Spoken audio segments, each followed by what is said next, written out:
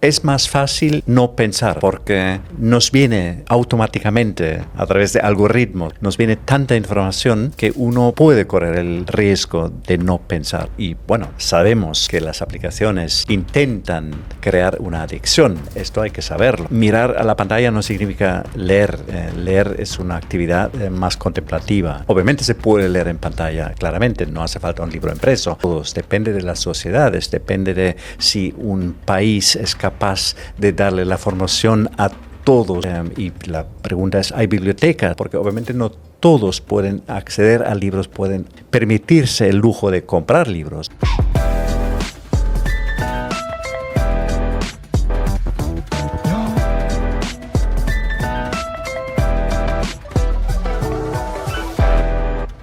La filosofía, uno de los cursos más fascinantes y algunos cursos pesadilla, porque obliga a pensar.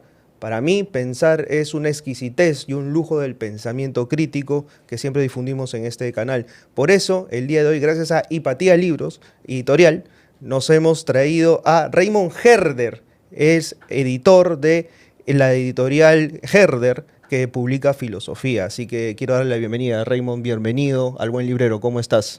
Pues muy bien, muchísimas gracias, muy contento de estar aquí.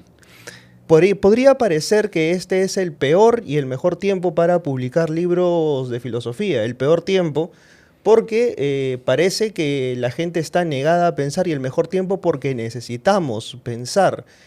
¿Cuál es tu opinión al respecto?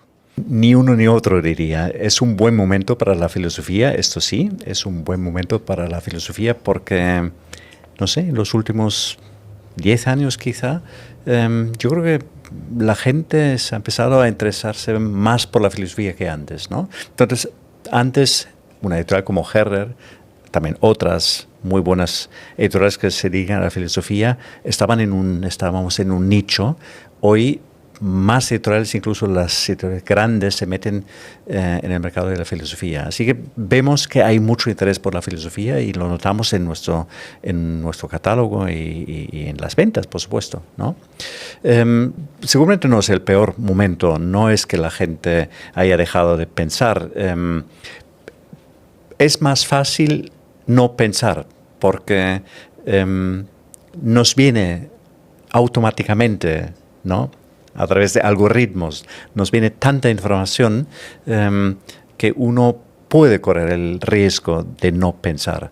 Pero la lectura nunca ha sido algo para todos. Nunca toda una sociedad ha leído. Los que leen, los que digan filosofía son muchos, y esto ya es importante que los haya. Ha mencionado algo importante. La lectura nunca ha sido un placer de muchos. Muchos dirían ahora que con la fiebre digital la lectura se ha democratizado. ¿Ha sido realmente así? Bueno, yo no aplicaría la palabra democratizar, porque si viene dirigida por un algoritmo, no es democrático, ¿no?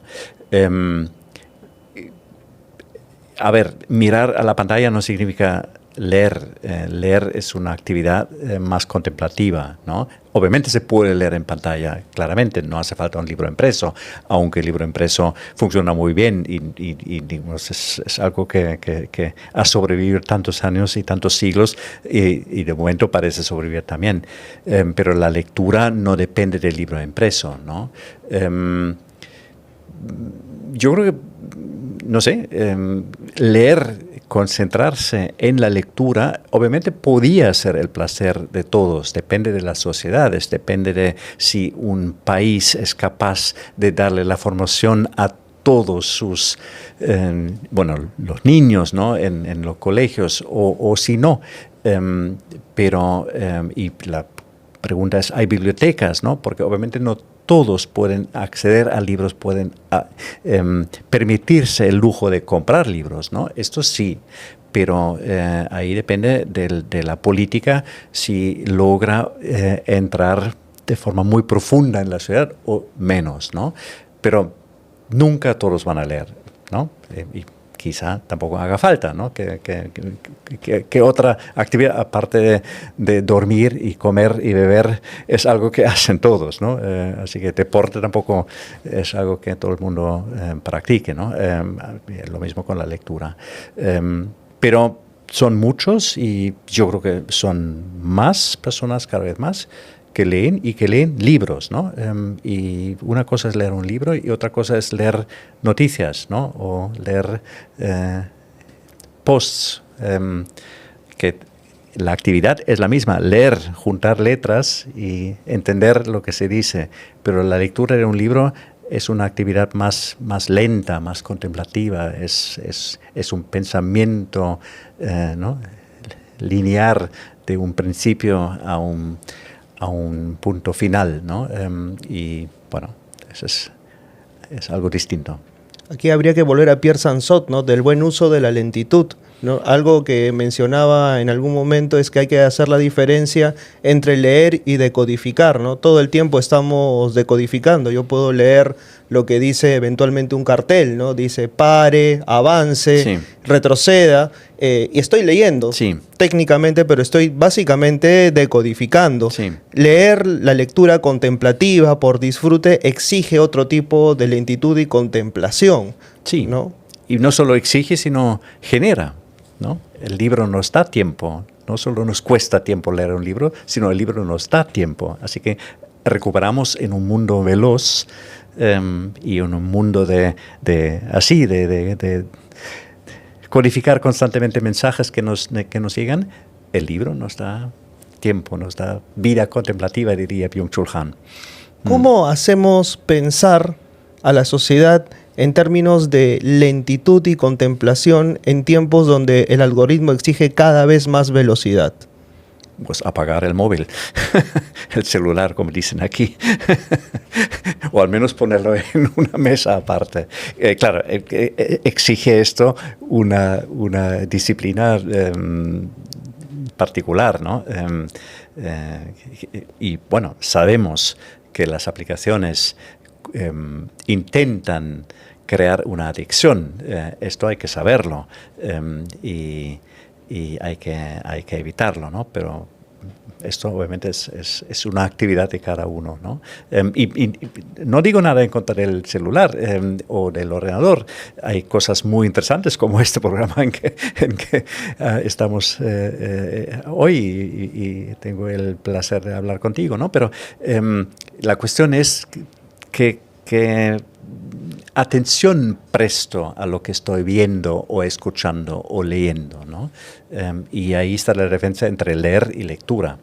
Citabas hace un momento a Byung-Chul Han y hace un rato te citaba a Simon Weil, que aparece en esta revista que se llama Filosofía & Co. Vamos a llegar en ese rato en algún momento. Han tiene una infinidad de libros. Han es un autor con el que usted ha trabajado. Sí.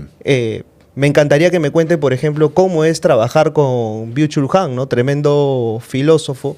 Él tiene un libro que se llama Sobre Dios y habla justamente en coacción con Simon Weil y habla a propósito de lo que ha hecho el algoritmo en el cerebro humano, ¿no? Sí. Es la velocidad ha hecho que la violencia en el ser humano aumente porque nos ha hecho enteramente reactivos. Uh-huh. Es decir, el ser humano ya no tiene la capacidad de distinguir el bien del mal porque simplemente ya nada que capture su atención en 3 segundos o 5 Sí. lo hace capaz de ser convincente y simplemente reacciona Uh-huh. y está constantemente, simplemente, básicamente activando lo que calificaríamos prácticamente como el cerebro reptiliano, ¿no? Uh-huh. Bueno, sí, por supuesto, ¿no? El pensar requiere un espacio, requiere un cierto tiempo, ¿no?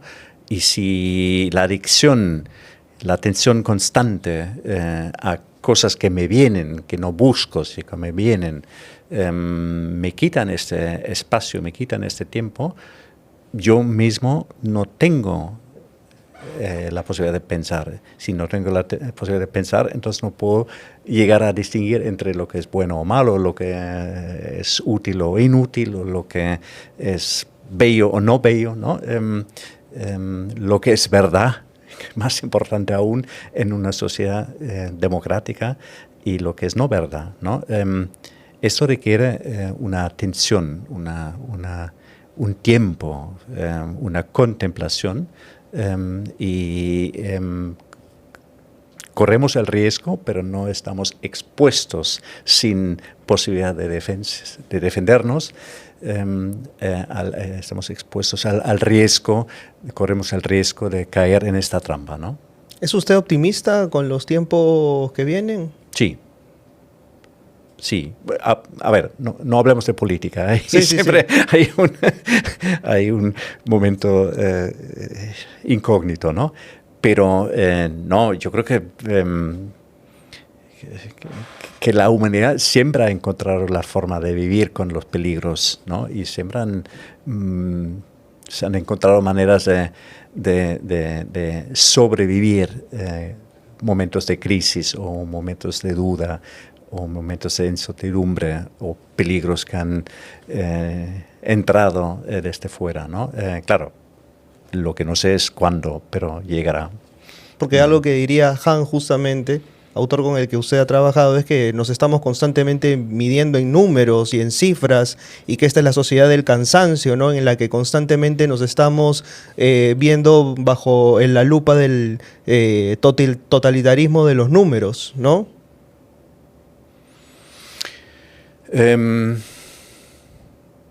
Sí, los números, lo numérico, ¿no?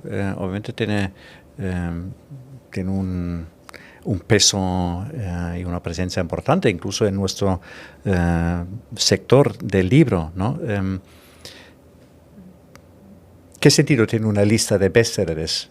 ¿Qué calidad es ser el más vendido con respecto a un libro? ¿Dónde debería interesar el contenido, ¿no? Entonces, en la lista de bestsellers se está confundiendo cantidad con calidad, número con contenido, ¿no? Entonces, sí, vivimos en una sociedad en la que los números y además las listas, ¿no? Porque lo que gana es estar en el primer número, ¿no? En el primer puesto, ¿no?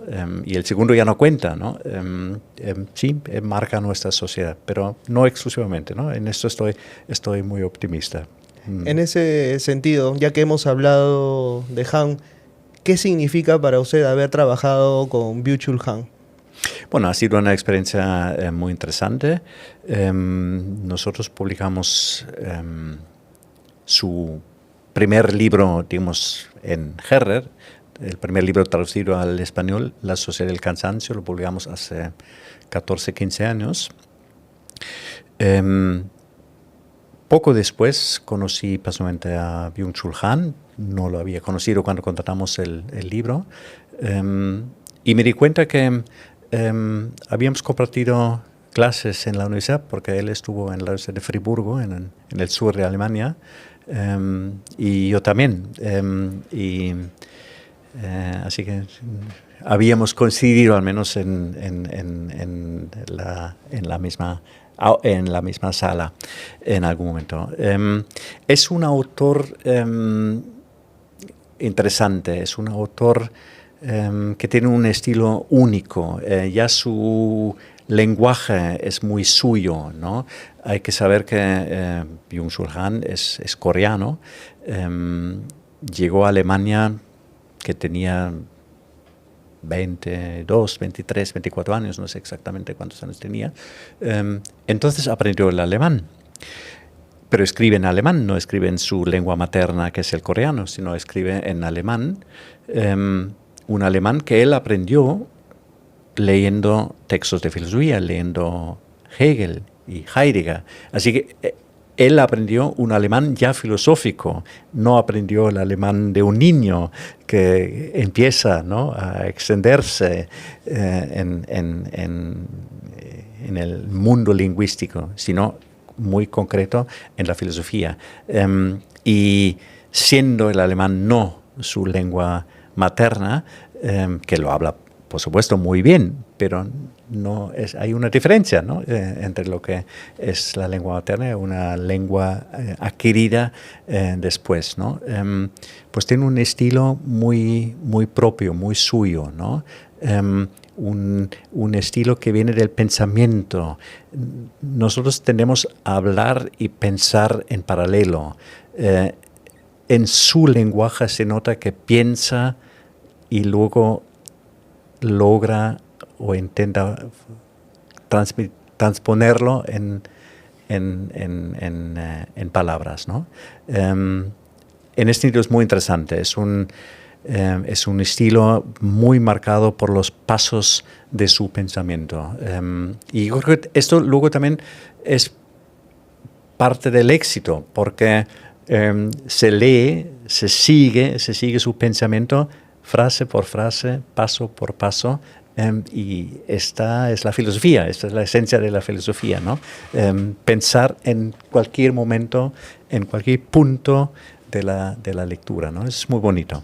Algo que a mí me sorprende, por ejemplo, es cómo alguien como Han puede traducir algo tan complejo como Heidegger, como el Dasein, por ejemplo, al norcoreano, y de eso hacerse una traducción tan masiva para que se pueda llegar a los conceptos tan abstractos como los que se tratan de traducir, ¿no? Sí, es un gran mérito, ¿no? Porque él lo que está haciendo precisamente es traspasar o aplicar el pensamiento de Heidegger al mundo de hoy, a las circunstancias de hoy, ¿no? Su pensamiento está muy marcado por la filosofía de Martin Heidegger. Su tesis va sobre Heidegger, estudió mucho a Martin Heidegger, ¿no? Pero Heidegger era muy abstracto, y él lo que hace es analizar o describir más bien fenomenológicamente fenómenos de nuestro ser, de nuestro mundo, de nuestra sociedad, de nuestra actualidad, pero en estructuras del pensamiento de Heidegger. Y así, sin saber de Heidegger y sin entrar en la terminología de Heidegger, el lector de Han entra en el pensamiento de Heidegger, y no, me parece un gran mérito, ¿no? Así que Byung-Chul Han para mí es un autor que ha hecho mucho para la filosofía, mucho. Y entender también, o sea, cómo es que produce Byung-Chul Han su obra, ¿no? Justamente le decía antes de empezar la entrevista que mucha gente creería que Byung-Chul Han produce la cantidad de libros que produce, pero su método es bastante particular. Él escribe puntualmente algunas frases y a partir de eso es que va desarrollando los libros que posteriormente le conocemos. Sí. Él escribe relativamente poco. Se ha dicho que escribe mucho, pero no es verdad. Ha publicado muchos libros, pero como son libros muy finos, la totalidad de su obra tan enorme, tan extensa no es, ¿no? Él me dijo que escribe como 3 frases cada día, ¿no? Claro, son frases pensadas, no es que son frases escritas en 5 minutos o menos, porque para escribir 3 frases ni siquiera hace falta un tiempo de 5 minutos, ¿no? Es algo pensado y es algo contemplado, pero llega a escribir estas 3 frases, ¿no? Y luego, obviamente, lee, estudia, ¿no? Pero observa. Él es un hombre que mira, observa mucho y tiene una capacidad de describir, ¿no? de escribir lo que está viendo.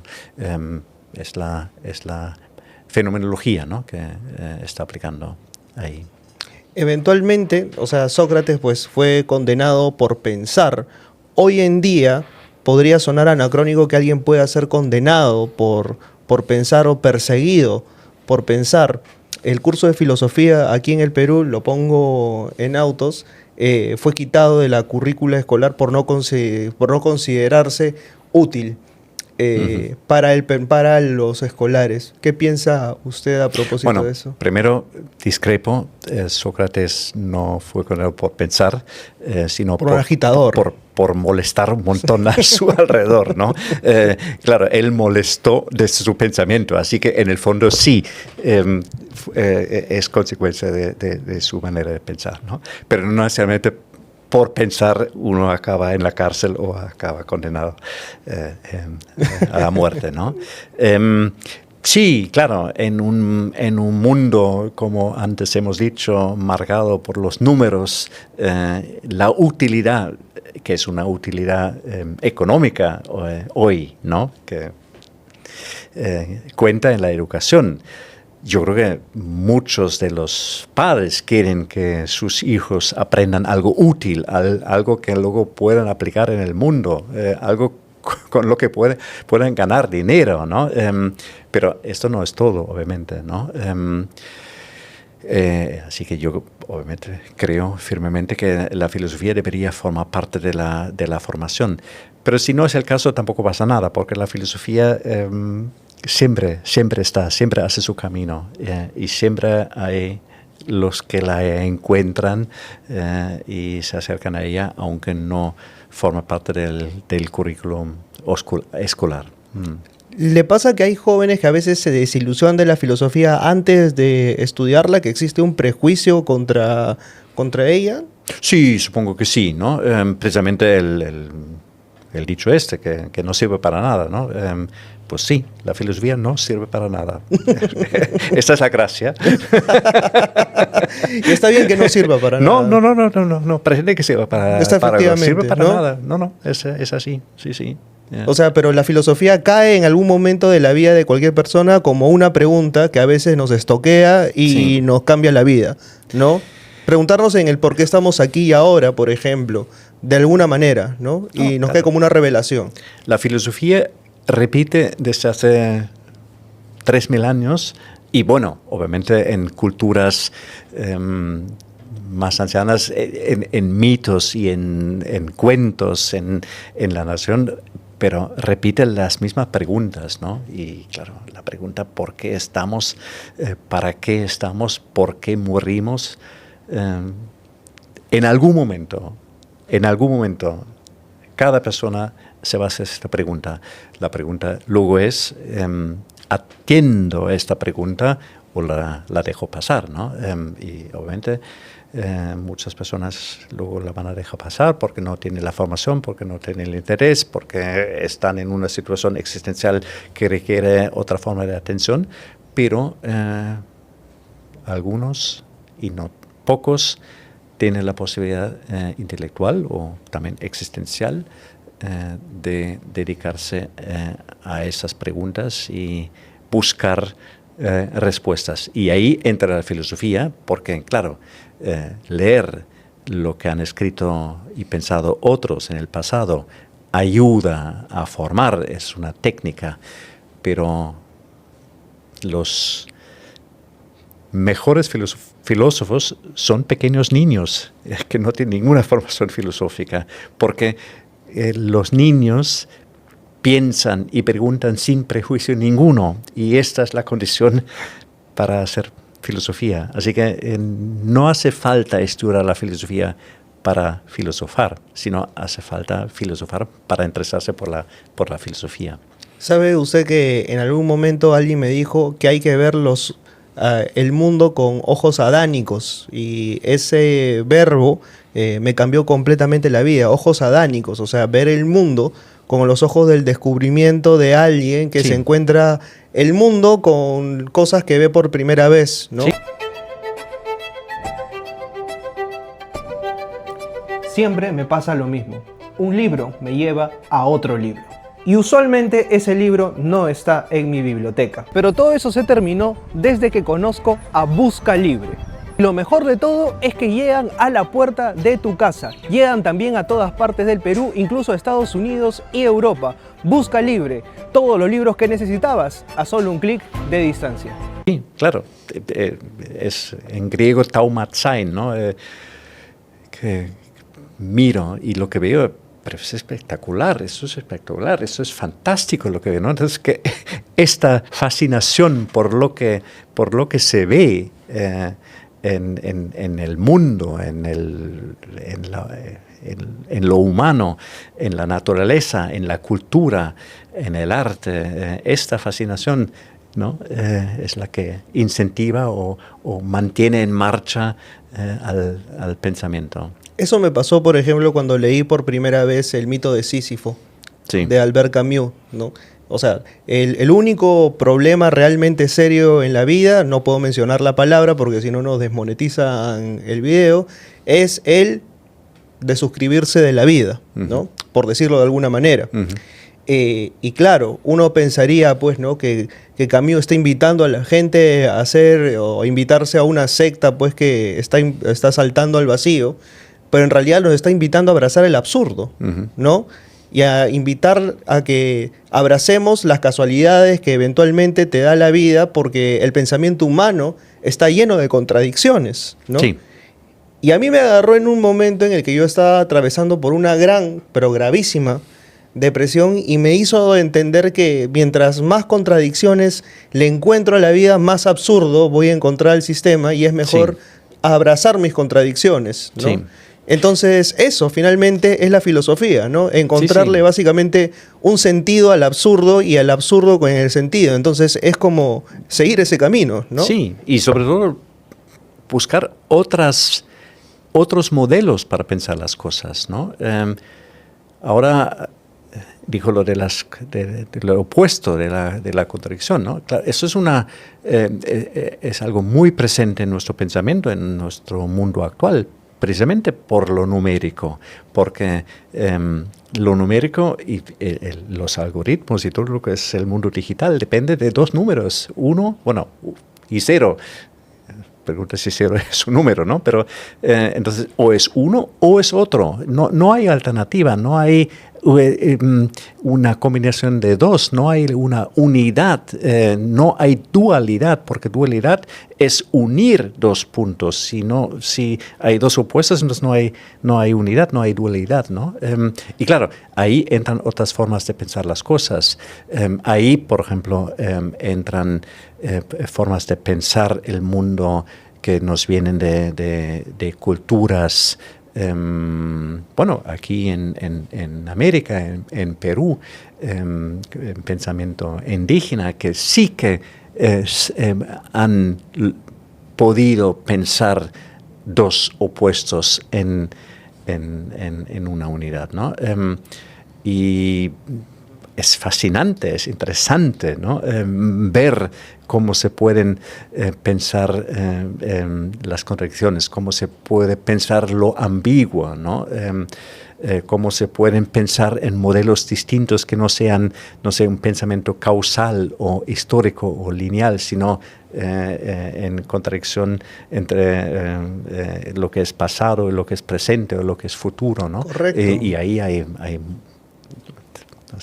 uno puede perderse, ¿no?, en lo infinito. Usted sabe que, por ejemplo, aquí, o sea, con la conquista y demás, se perdió mucho del valor que tienen nuestras lenguas originarias. Y el quechua, por ejemplo, dentro de las grandes variedades que tiene, perdió hasta sus 4 significados de verdad que tenía. Habían hasta 4 significados de verdad. La verdad que es comprobable, la verdad que viene de la naturaleza, la verdad que viene del sol y la verdad que es la verdad de los ancianos o de los ancestros. Ya. Habían hasta 4 verdades dentro de la lengua quechua. Sí. ¿Y eso qué quiere decir? Que había una gran variedad filosófica dentro de esa lengua. Sí. O sea, que se achata completamente cuando nosotros entendemos que hay una sola verdad.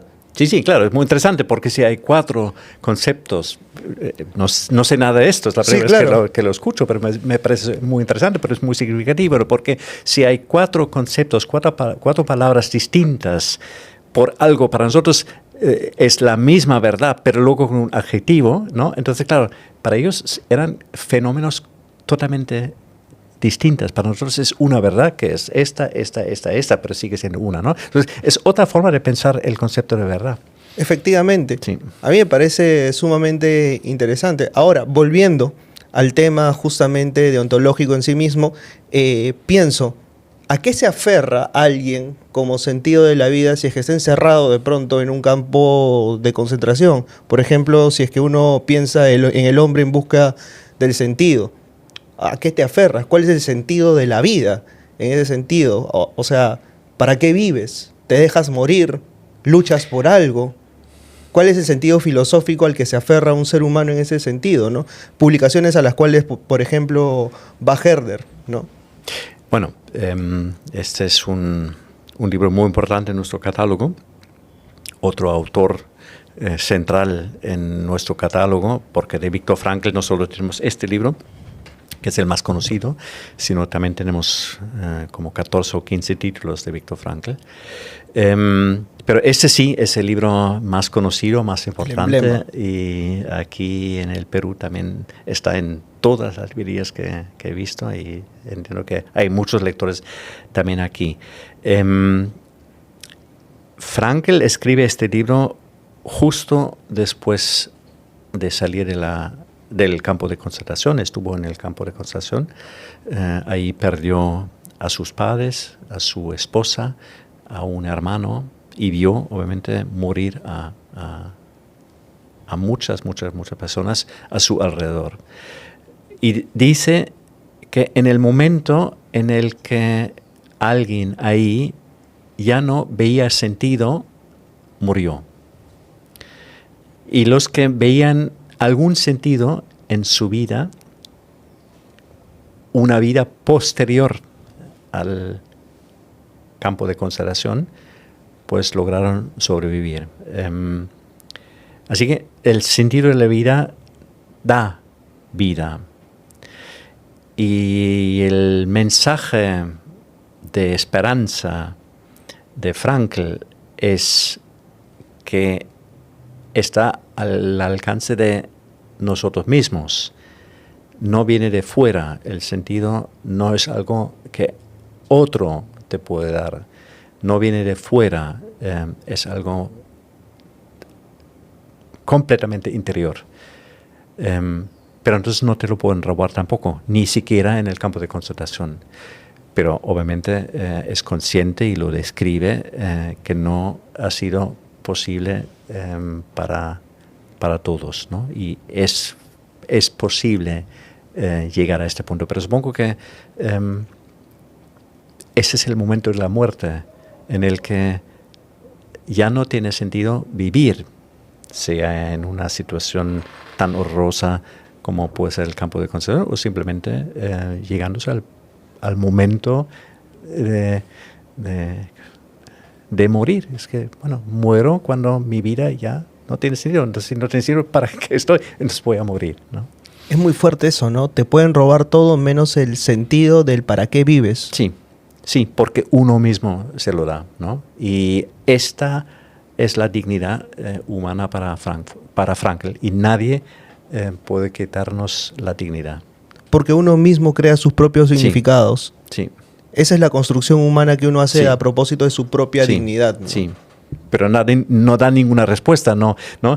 Claro, si se lee este libro esperando una respuesta a qué es el sentido de la vida, pues no va a encontrar la respuesta en este libro. Pero lo esencial que es y esta posibilidad de darnos a nosotros mismos, a nuestra vida, un sentido. ¿Qué piensa usted a propósito de, por ejemplo, algunos filósofos que hoy en día han sido rescatados y han sido colocados dentro de la lista de bestsellers como estoicos, pero que han sido a su vez recalificados como bestsellers en los lugares top de ventas como pastillas ya casi de autoayuda? Bueno, casi como son modas, ¿no? Sí. Que nosotros no somos una editorial de modas, ¿no? No, sí, por supuesto. No seguimos las modas, nuestros libros están antes y están después, y tenemos libros que llevan muchos años, algunos incluso más de un siglo en el catálogo, ¿no? Así que, bueno, si ahora está de moda el estoicismo, no significa que nosotros hagamos necesariamente un libro de estoicismo. No sé, yo creo que el estoicismo se está leyendo un poco como autoayuda, y no creo que sea esta la única dimensión del estoicismo, pero es una parte de este pensamiento y se puede perfectamente leer así. Lo decía en consonancia por esto, justamente, ¿no? O sea, claro, Frankel no te dice exactamente una respuesta, pero pareciese que algunos de los consejos de los estoicos han sido descontextualizados para decirte justamente respuestas absolutas a determinadas partes de la vida. Sí, pero yo creo que los estoicos tienen más bien una posición de resiliencia, ¿no? Pase lo que pase, pues si uno se queda tranquilo, ya puede vivir con esto. Frankl tiene una posición más activa. Ahí hay una acción requerida, una acción mental, que es precisamente esta búsqueda constante de sentido. Esto no es algo de ahora lo tengo y está bien para el resto de mi vida. No, el sentido hay que dárselo cada día, ¿no? Y entonces es más activa el pensamiento de Frankl, creo yo, que el de los estoicos, ¿no? Pero bueno, ambos valen. Claro, no es que uno sea mejor que el otro, claro. No. Quien tenía Además se complementan. Por supuesto. Quien sí tenía una posición activa también era Maquiavelo. Y aquí en esta edición de El Príncipe, que lo pueden ver aquí, pero en versión manga. Y esto es lo que me imagino que le ha erizado los pelos a muchos académicos, que algunos me imagino que han sido bastante puristas con el tema, ¿o no? Sí, por supuesto. Este libro es un libro que publicamos en nuestra colección, nuestro sello La Otra H, que es un sello de manga, pero de manga de filosofía y de literatura clásica. Empezamos con esto también hace 15 años más o menos, porque buscando nuevas formas, nuevos formatos para transmitir al público lo que nos parece interesante, lo que queremos transmitir, que es, entre otras cosas, la filosofía o la psicología o la psicoterapia, pues encontramos estos libros que vienen de Japón y que son muy buenas adaptaciones de libros clásicos del canon de la filosofía y de la literatura. El Príncipe, por ejemplo. El primero que publicamos fue Así habló Zaratustra, de Nietzsche. Tenemos uno que me fascina porque es un manga en 200 páginas de la crítica de la razón pura de Kant. Y de hecho, no solo es la crítica de la razón pura, sino es un libro que va de las 3 críticas de Kant. Así que las 3 críticas de Kant en 200 páginas de formato manga es obviamente un logro, ¿no? Hecho por personas que conocen muy bien la filosofía de Kant y por eso han sido capaces de hacer el manga, ¿no? Pero claro, si me preguntan, pero esta es la crítica de Kant, no, por supuesto, no es la crítica, ¿no? Es un resumen en formato manga, pero aún así da una muy buena introducción, es una muy buena idea de lo que va la crítica de la razón, o el discurso del método, o el Zaratustra de Nietzsche, o el Príncipe de Maquiavelo, ¿no? Entonces es una buena forma de entrar en el tema, de hacerse una idea del pensamiento detrás de esto. Algunos luego van a pasar a la obra original y otros no, pero una buena entrada sí que lo es. ¿Cuál ha sido la principal crítica que le hicieron algunos puristas respecto a este formato, por ejemplo? Para decir la verdad, no me han llegado muchas críticas. ¿En serio? Seguramente las hay, pero no me han llegado a mí. Al revés, es que de la academia muchos profesores nos han agradecido esta colección porque les facilitaba incluso, interesar a sus alumnos por temas tan complejos como es, por supuesto, Kant, también Nietzsche, El Príncipe también. No le dijeron, estaba analizando el concepto, porque sí suele ocurrir que hay algunas personas que suelen ser bastante reacias a nuevos formatos, ¿no? Las hay esas personas y seguramente habrán dicho exactamente esto, pero no sé, yo en esto estoy un poco sordo, así que no. Hace bien. hace bastante bien. O sea, porque a mí sí me parece, por ejemplo, una forma de acercar a la gente a ese tipo de cosas, ¿no? Pero, por ejemplo, ahí hay que tener una pericia exacta para poder elegir a los ilustradores y cómo se dialoga entre el concepto y la ilustración, ¿no? Sí, no, es fascinante cómo lo han hecho en estos libros. Fascinante, y se leen muy bien y como digo, es una muy buena introducción a los textos, ¿no? Y muy buenos resúmenes de libros grandes y muy extensos, ¿no?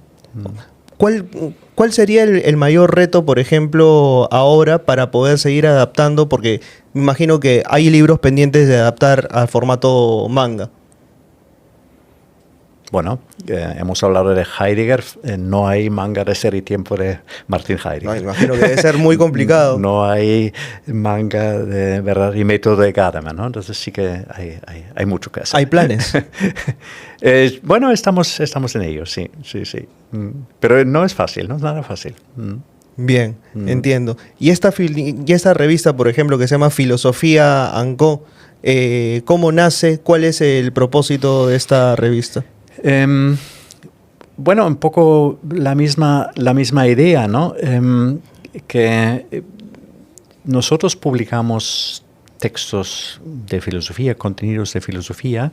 Herder era una editorial muy académica, dedicando su trabajo, su labor a la publicación de textos académicos, pero pasan dos cosas. Por un lado, yo creo que la academia se ha encerrado